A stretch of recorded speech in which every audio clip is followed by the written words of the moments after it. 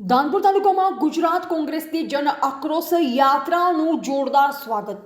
ગુજરાત કોંગ્રેસ દ્વારા રાજ્યભરમાં યોજાઈ રહેલી જન આક્રોશ યાત્રા આજે ધાનપુર પહોંચતા જ કોંગ્રેસ કાર્યકરો, આગેવાનો તથા સ્થાનિક નાગરિકો દ્વારા ઢોલ નગારા, સૂત્રોચ્ચાર અને ફૂલહાર સાથે જોરદાર સ્વાગત કરવામાં આવ્યું હતું. આ યાત્રામાં ગુજરાત પ્રદેશ કોંગ્રેસ પ્રમુખ શ્રી અમિતભાઈ ચાવડા હાજર રહ્યા.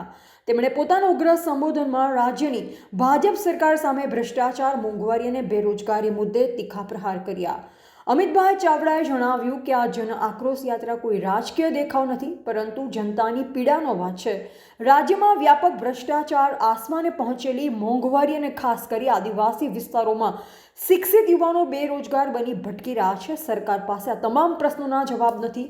તેમણે વધુમાં કહ્યું કે ભાજપ સરકાર છેલ્લા ઘણા વર્ષોથી માત્ર જાહેરાતો અને જૂઠ્ઠા વચનો આપી જનતાને ગેરમાર્ગે દોરી રહી છે. વિકાસના નામે કરોડોની લૂંટ, ભરતી કૌભાંડ અને રોજગારના અભાવે યુવાનોમાં ભારે રોષ ફેલાયો છે.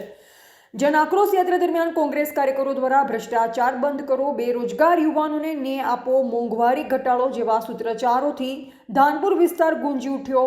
સ્થાનિક કોંગ્રેસ આગેવાનોનું કહેવું છે કે આ યાત્રા જનતાના હક અને હિત માટેની લડાઈ છે અને ભાજપની નિષ્ફળ સરકારને જવાબ આપવાનો સમય આવી ગયો છે. જન આક્રોશ યાત્રાએ ધાનપુરમાં ભારે જન સમર્થન મેળવી કોંગ્રેસને નવી ઉર્જા આપી હોવાનું સ્પષ્ટ જોવા મળ્યું હતું. રિપોર્ટર કિશન મોહનિયા, ધાનપુર.